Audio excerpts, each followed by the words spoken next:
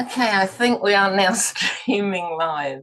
So this is Conversations and Confidence with me, Julie Kenny of Softly Inspired. And today I have the lovely Nicola Noel of Brainworks Therapy. And she's going to tell us all about her take on confidence and how she helps people. So Nicola, please introduce yourself.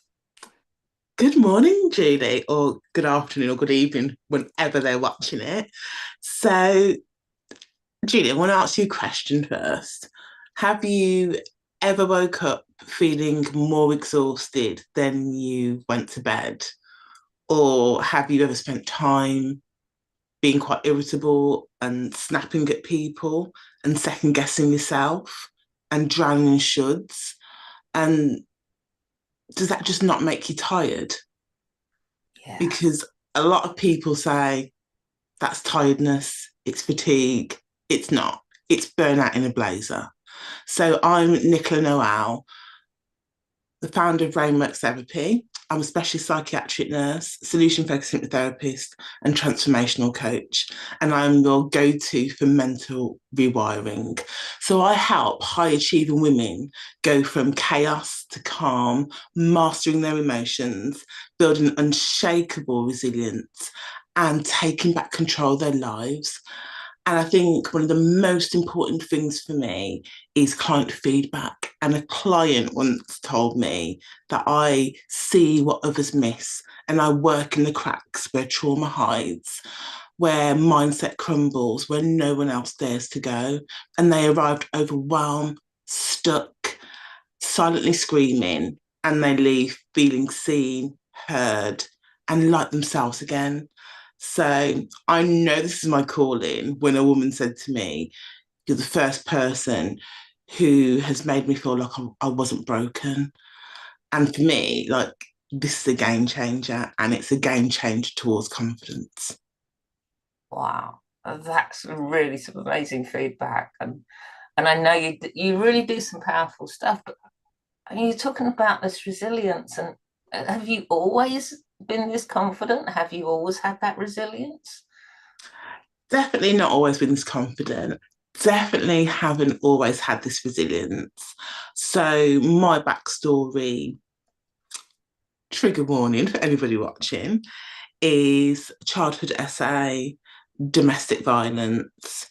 And we know that when we have early childhood experiences of trauma, that then goes on to lead to what you will accept and the relationships that you have. And nine times out of 10, the relationships that you have aren't relationships that you would get into if you had confidence, if you had self esteem, if you had self worth. So you normally tumble into some sort of abusive relationship as an adult until you realize those cycles and you break those cycles. So when we talk about confidence, when we talk about resilience, a lot of people think it's innate.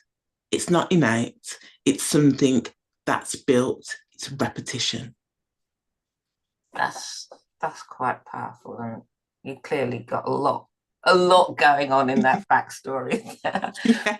But when you help people, do you find that everybody does have that high level of um, trauma in their background? Do you work with people who are? I think what I recently heard that we all have trauma of some sort, but yeah, we don't always count it as trauma because we just see it as part of sort of everyday life, which I guess Yeah. everybody does to some degree. So it all depends on our perception. So you can have a set of twins in a car crash. One can leave that car crash feeling perfectly fine and going on to lead a happy, healthy life, being grateful to be alive. The other twin could have PTSD. It's all about perception because it's all about how we judge and how we look at a situation. Because if we all looked at the situation the same, and we all perceive danger and we all perceived crisis, then every university student would be having anxiety and panic attacks when they sit exams, but they're not. So it's a perception of the events in our life. That's yeah, that's a really good analogy there because say we go through similar things. This is somebody who and people go, oh, well, you were in the same family, you had the same upbringing, but that's not quite the that's not the story for everybody, for entire story because it's everything around us, isn't it? And those Indeed. different messages that we get. So, how do you go about helping people develop that resilience? The Is there one first, thing? Is there, there's not one thing. The first step, though, is getting them to see that it's the first small step. It's not the whole staircase. Because people often come to me, and when you say, what do you want? How can I help you? Well, first, when you ask them, what do you want? A lot of people don't even know the last time they've been asked what they want or even thought about genuinely what they want. Or when you say, how can I help you? And then I just want to feel better. And it's like, okay, we're going to have a problem here. Because if you're coming here and expecting to have a just a lack of, like an absence of, that is never going to happen. It's about working through. So we build emotional tolerance to working through something, to constant exposure.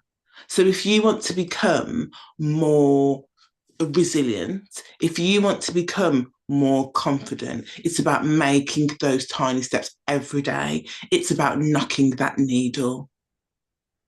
If you want to never have anxiety again, you're going to be in for a problem because there's not one day that you might not wake up and feel like, oh, I might feel a bit anxious today.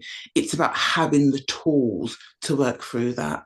So when people come to me, we work through the tools so they can go away, keep practicing it, and start seeing their brilliance and start pulling out their strengths because we all have strengths, we all have brilliance.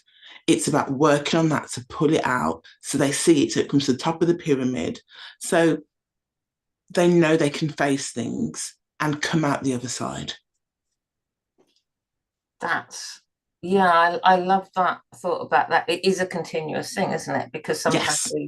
we think that there's a solution, a single solution to something that has been built up layer over layer Mm-hmm. over time. Mm-hmm. When once you start thinking about that, it seems a little bit crazy that we're gonna like, oh, we'll just knock it away and replace that. Yeah. So when it comes to, so I deal with people's confidence with speaking, and that I find involves so many different things. So it might be that they know what they want to say, but they don't know if they dare say it. They may not really trust their own feelings of what they're asked to talk about, so they don't Mm-hmm. know whether they should say them or how they should say them. Mm-hmm. Sometimes it's about putting themselves down continually and or not feeling that they're good enough to speak to the audience that they're supposed to speak to, that they don't have the right to be there. So there's loads and loads of different things that come in with that. But I wanted to ask you, because you deal with people who have really strong, really big issues with some things. Mm-hmm. I know you do. Um, and in your background as well. A lot of the businesses I come across are quite heart-led. They're led by the fact that somebody's gone through an experience, that they've found a way through that. They're working to help other people deal with those type of experiences or avoid them. Mm-hmm. And it comes down to people saying, well, how did you get into this? Or they're encouraged to give their backstory, and they start talking about that, and then they get don't I don't know how to deal with this because it brings that all back again. Mhm. And it sort of happens before they know it sometimes. So I just Yeah. wondered what advice you had for somebody who does have a very heart-led business and maybe has a backstory that they want to touch on, they want to maybe reference so that people know that they're not alone, but Mhm. at the same time, they don't want it to consume them. Does that make sense? It makes sense. Long question. But... So there's two things here. First, you have to make sure that it's a scar and not a scab. And that's okay if you've thought about that before going on stage, before doing the talk, whatever you do in the talk. However, if you're in the unfortunate situation where that might not be planned and it might just be coming up as you're speaking, then there's a couple of things to do. Because let's face it, when, to a certain degree, when we speak from a place of authenticity, even if it's with emotion, even if your voice is shaking, there's connection, there's human connection with people. However, what we don't want is a full blown meltdown on the stage because that's good for nobody, or just it's good for nobody. So in that case, if big emotions are coming up before, I mean, during you speaking, it's about grounding yourself and bringing yourself back.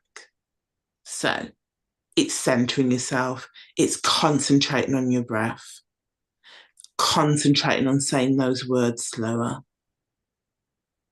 Because we often think that when we pause, there's like 97 million years in between, and people are going to think that we don't know what we're saying, that things are going wrong, that we forgot, when actually it's, a couple of nanoseconds. So you can have that pause to get the crowd, the audience in it with you, and use it to build anticipation, gather yourself, and go. For me personally, I'm not a professional coach, speaking coach, or anything like that, but I feel that probably most would be okay with, a little bit of tears. And we don't want like the sobbing and all the rest of it. But just like, oh my God, I'm feeling this at the moment. Well, that's fine because you're human and we're here at some point to hear part of your human story. Again, most talks, not all talks, but most talks. And so do that. But beforehand, if you know that you're talking and emotion, the thing is, the brain doesn't know the difference between imagination and reality. So anytime you're going to touch on something, whether it's prepared or not prepared, just know that you can be transported back there. And for a moment, you can get those feelings. So know that it's about being able to have those grounding techniques. But also, I'm massive for visualization. So for the people who know that they're going to do it beforehand, start visualizing how it's going to go. Start visualizing you talking about your story with the best outcome. Start visualizing you talking about your story and it helping just that one person in the crowd, that one person who's like, yeah, I've been that. I've been through that. I thought it was just me. And you've helped me. Start visualizing whether in that crowd, whether they're going to hear it later, whether a friend has gone to that talk and is going to tell them that, oh my God, I've seen this amazing person and they're really similar. No, there's somebody out there who needs to hear your story. No, there's somebody out there who's silently watching you every day, who you're giving hope to every day. So just know how to ground yourself. And whether that's doing the superhero pose before you go on stage, whether that's using music. So I do use a lot of music to change your body, to change the state, to get you in that. And just to stick a pin in that for one moment, mirror neuroning. So when you're enjoying yourself, when you're releasing oxytocin, guess what's happening? Other people are. So know that you are literally in control. Know that. And so start doing things beforehand to boost you. Stop seeing stage anxiety as anxiety. Start seeing it as excitement, because the possibilities of anything that can happen, people are there to see you talk. They're not there to see you make a fool of yourself. They're not there to heckle you. You're not a comedian. They're, they're there to see you talk. So start visualizing. It's a powerful, powerful, powerful thing. So there was a study done um, on a prisoner of war who was a golfer, a professional golfer, before he was captured and obviously, went to war. And every day, so he had nothing with him. Every day mentally, he practiced various golf courses. When he returned to playing golf, his numbers were better, whatever numbers are, because I'm not into golf. So no golfers out there shoot me. But he was better, significantly better. And all he ever did was practice it in his mind. He didn't have a makeshift a golf club. He didn't have any balls. He didn't have anything. He practiced that in his mind. Wow. Wow. Yeah. Yeah. I love encouraging people to use visualization for these, but that's a really I'm coming to see you speak, aren't I, soon? So I'm so excited about that. Are you coming? Yeah. Oh my God, I'm excited. I'm excited. For In anybody the depths of the watching, Ribble Valley. Yeah. I'm just gonna say this for anybody watching. Julie helped me with my elevator pitch. So if you were blown away by my introduction, well, that was Julie's magic. So you will be seeing that as well, Julie. How's about that? Oh, well, yeah, but it all came from you. I just found the way to bring it out of you. It was there. It was there. So yeah, okay. I think we've actually with that you've actually covered the last sort of questions I was going to ask around that. Mm-hmm. So I'm going to just ask you now. So this has been a wonderful conversation, and you've just given so much. So we're definitely going to have to put this, make sure that everybody knows about this. If you're watching this, say hi. If you are watching this at any point, just comment, share it with people, because this is gold. This is gold. I've loved this conversation. But Nicola, where can they find you? Tell us a little bit more about your business, where they find you, how that you can work with you. So at the moment, you can work with me one-to-one. So I do various programs. I do specialise in confidence, resilience, and trauma. So what I didn't say at the beginning in my lovely introduction, because I didn't want to make it too long, is that my speciality, so I've been a specialist psychiatric nurse for over 2 decades. And so my specialities run from perinatal psychiatry all the way to forensic and judicial. So that means that you'll find me in the judicial and custodial settings, dealing with very naughty people, shall we say, and sometimes very famous naughty people. And if I can help them and manage their mental health, just think how I can help you. So you can work with me one to one, whether that's in a program. We discuss that. Everything's tailored for the individual client per se. Like no client is the same. You can also find me on Facebook, Nicola Noel. Brainworks Therapy has its own page on Facebook. I'm on Instagram, but kind of on Instagram, but Brainworks Therapy, and Nicola Noel on LinkedIn. And I would love for you to send me a message, come and connect. If you've got any questions, I am there. I am open. And there really is not a lot of things in the world that I can't solve. So come and have a talk to me. Fantastic. So thank you so much for that. If you're watching, do follow Nicola and get in contact with her if that is the help that you are looking for. I'm sure many people need to be talking to you who probably aren't yet. But anyway, thank you very much, Nicola. It's been fantastic. Thank you for having me.